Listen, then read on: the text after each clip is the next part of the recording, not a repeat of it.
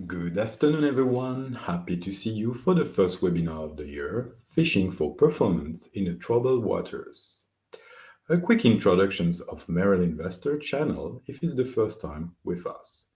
I'm the Chief Investment Officer and Head of Asset Management at Jessamine Midzi Financial Advisors.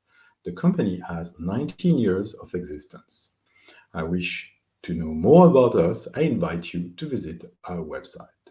Before we start with today's agenda, let me read you the disclaimer. The content of these presentations has been prepared for general guidance and information purpose only. Any information provided through the presentations do not constitute any financial, investment, or professional advice or recommendations. Now, let's start with the agenda. So, in the today agenda, inflationary pressures in 2022 has become a challenge for central banks around the globe. I will explore with you the current macroeconomic landscape and the monetary policy sentence of the central banks.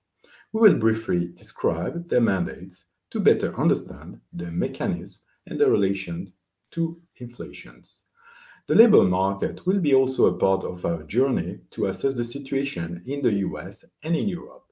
These elements will be critical for the positioning of portfolio in 2022. So now let's start our journey with the first slide. On this first slide, you will see percentage of country with inflations above 5%. More than 80% of the country witness a producer price index above 5%, and more than 50% of the country witness a consumer price index above 5%. It is not a surprise for you if you are an entrepreneur or simply a consumer. The price of the raw materials or basic goods are going up and up. We have been expecting these figures for the past 2 years following a government stimulus or accommodative monetary policy. Now we are living in a 2022. Inflation is surrounding us, a new reality after a decade of deflation. Now I want to start with a question. Are we sitting on the top of a volcano? This is the own words of the central bank governor of Sweden regarding the current conditions. In the coming slide, we will try to answer this hot question. Now, let's take an instant here on this page. The dark line represents emerging market and the white line represents developing markets. As you can see, emerging markets have been preventive compared to the developed markets in the hiking cycle. It is a fact. These central bankers seem to apply a more orthodox approach compared to the Fed, ECB, or the Banking of England. I will come back on this specific point on the next slides. Here, let's start with the world map. In red, the countries which are in a tightening cycle or with the intentions to tighten their monetary policy conditions. In blue, the countries who are in easing cycle. First observations, the world seems on the tightening cycle from developing market to emerging market, with few exceptions here. I will come back to these exceptions at the end of the presentations as they offer a real investment opportunities. On the next slide, I want to spend with you sometimes on the central bank's monetary policy mandates, from the Fed to the Central Bank of Norway. For the one who are following us, the Norwegian market is a part of our core strategy, and the monitoring of the central bank is definitely key for us. Let's go on the next slide here. And we start with the most popular central bank, which is the Federal Reserve. On the Federal Reserve Act, specific goals of the monetary policy will be defined maximum unemployment, stable price, and moderate long-term interest rate. It is commonly known as the dual mandate. We will discuss more in detail employment in the coming slide. Now, I will go in the direction of Europe and obviously the ECB. For the ECB, the mandate is quite clear: to maintain price stability, and it shouldn't go beyond this point. The Eurozone is a familiar environment for us due to our locations, but we like to think out of the box, and especially these days. The ECB providing us with a serious headache. After years of dovishness, suddenly they changed their mind. And as we know, the market doesn't like the change of a paradigm, especially at this fast speed. It is for us, we need to adapt, but in a very abrupt way. Now, let's go on the next slide here, and I want to speak briefly about the Bank of England and the Central Bank of Norway. For the first one, the Bank of England, its clear main objective is price stability. Whatever, they are here to support the government for growth and employment. His mandate appears similar to the Fed Reserve. Now, for the Norwegian central banks, I think it's like the ECB, stable price, which is the only mandate here. In conclusion, here, in the developing market, central banks have a stability as a common denominators. In reality, the diversion is present at the speed of the implementation of the monetary policy. And that's the reason why we need to be vigilant and going case by case basis. For example, the Norwegian central bank is in the middle of its tightening cycle compared to the Fed, which is at the beginning of its cycle.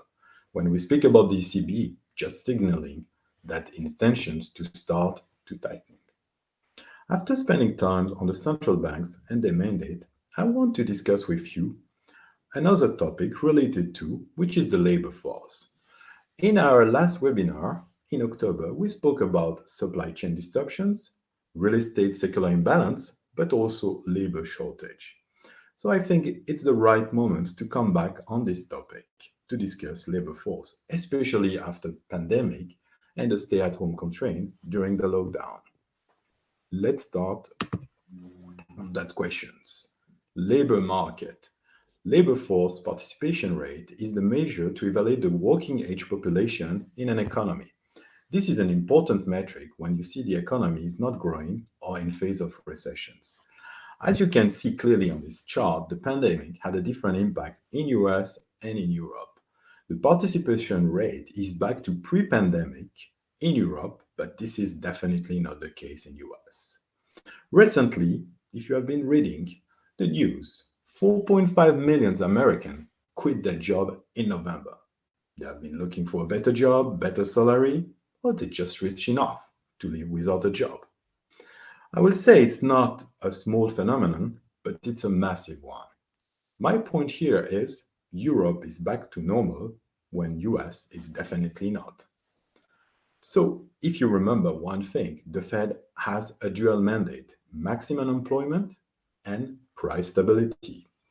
Before, let's discuss about the rest of the developing world. Here, what about Norway, United Kingdom and Japan?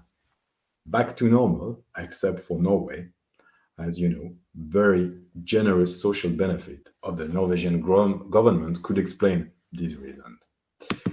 I want to come back on that slide on the US market, unemployment versus job opening.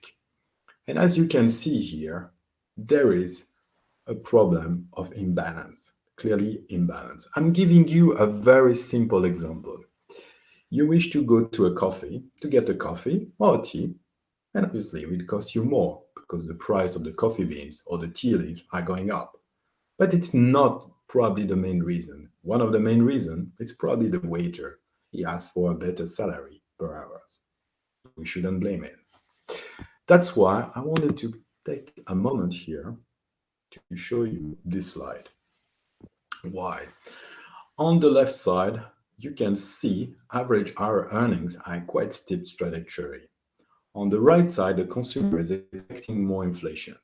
If you think about this combo, it could be explosive and could have a severe impact on the economy if we get a wage combinations with inflation expectations. Let's hope it will not materialize more than where we are now. I want to go now to Europe. Yes, so here, this is the job vacancy rate, similar trend compared to US. My point here in conclusion on that question of labor market, it's like we need to be ready for salary pressure and scarcity of worker in a specific sectors. And probably it's a surprise for the audience, but Europe is in a better shape in this aspect compared to US. Following our discussions on the central bank mandate or labor shortage, let's start to analyze the breakdown of inflation, which is approaching 8% in US. Energy and food represent less than 50% at the moment, but we will see in Europe we are in a completely different position. Now, I want to show you here on that slide US monetary policy versus inflation. The blue line is inflation, the other line is the Fed target. As you can see, Fed target is lagging here. As we say, the central bank is behind the curve when it's not rising interest rate at a pace fast enough to catch up on the inflation. Now, we could ask the question, what is the ideal level of the interest rate? And that's for these reasons I want to try to answer that question. And let's have a look on the next slide. A quick definition and simple definition of the Taylor rules. It's an econometric model that describes the relationship between Federal Reserve operating target and the rate of inflation and gross domestic product growth.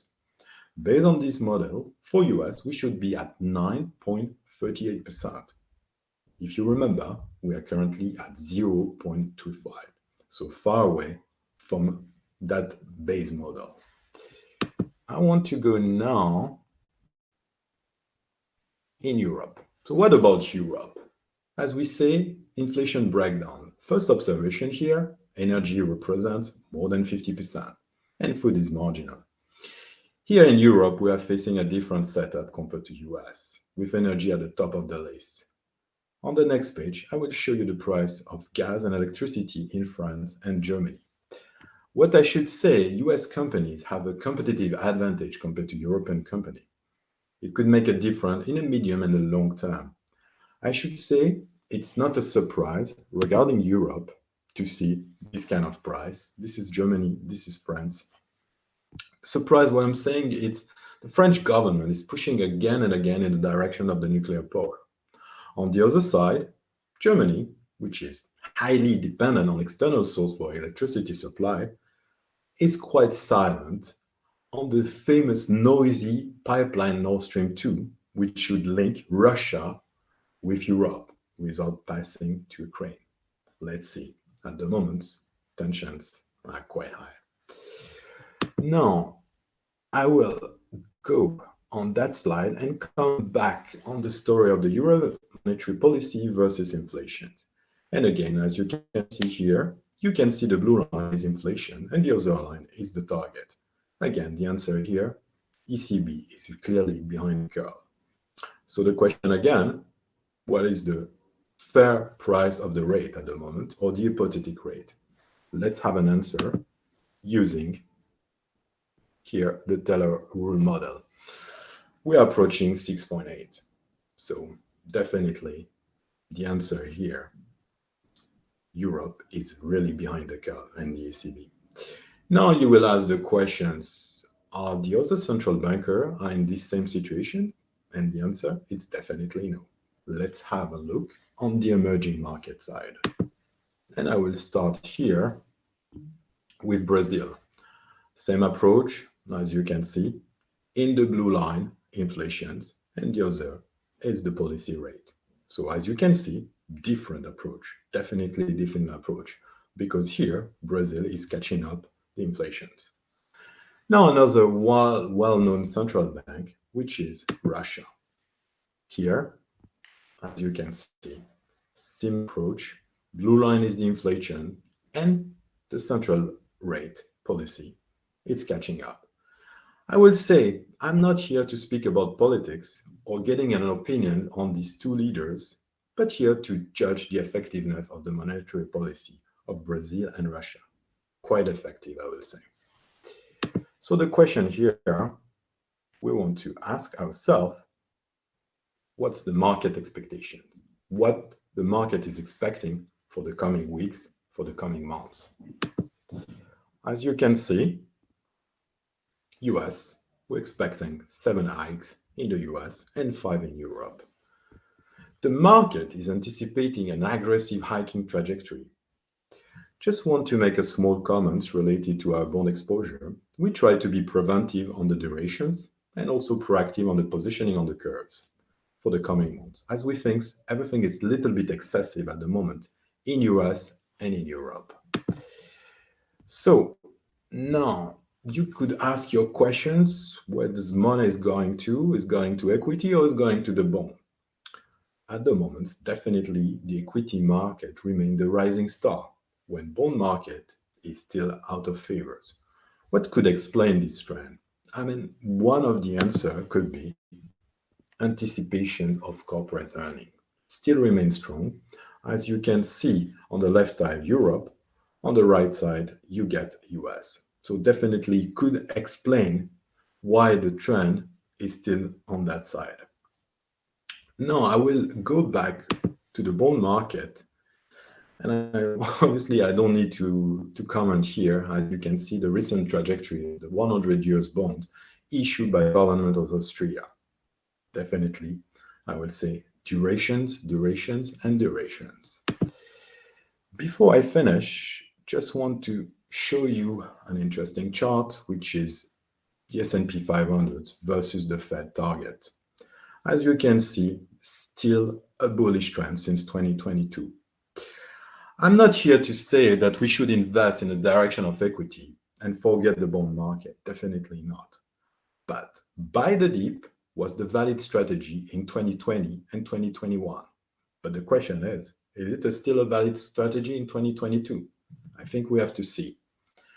Like I say, I don't want to pretend to have a crystal ball, but if you're following us on the previous webinar, you know that we have dynamic and we get a pragmatic approach.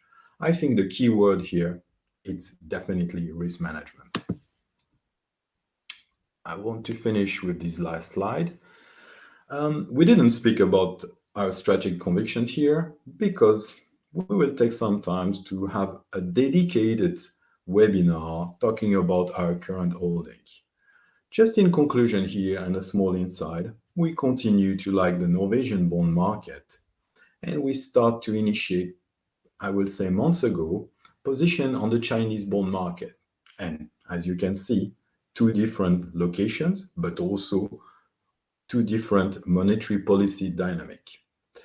I want to thank you for your intentions, and I hope to see you soon on next webinar. Thank you very much, and I wish you a nice day. See you soon.